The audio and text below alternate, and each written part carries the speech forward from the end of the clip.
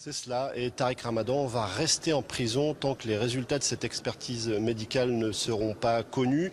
Évidemment, du côté de ses avocats, on espérait une autre réponse, mais c'est vrai que les certificats médicaux les plus récents sont ceux qui ont déterminé que Tariq Ramadan était suffisamment en forme pour être placé en détention.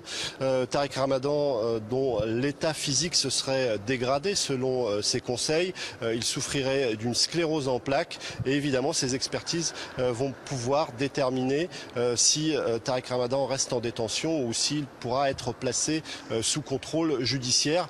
Le juge de la liberté et de la détention avait estimé qu'un certain nombre d'éléments jouaient en la défaveur de l'islamologue, notamment les témoignages des plaignantes, des témoignages circonstanciés, répétés, constants, qui leur donnent une certaine crédibilité, et puis l'inquiétude de ce juge face aux pressions que pourrait exercer Tariq Ramadan ou ses proches sur ses plaignantes ou sur les témoins. Et puis dernier élément, l'inquiétude face à des relais humains et financiers qui auraient pu peut-être permettre à Tariq Ramadan d'échapper à la justice. D'ailleurs, ses avocats ont proposé la remise de son passeport suisse ainsi qu'une somme de 50 000 euros du côté de ses avocats. On espère bien que la semaine prochaine, Tariq Ramadan pourra sortir de prison. Un Tariq Ramadan qui répète qu'il n'a rien à voir avec les faits qui lui sont reprochés et qui nie en bloc ces accusations de viol qui pèsent sur lui.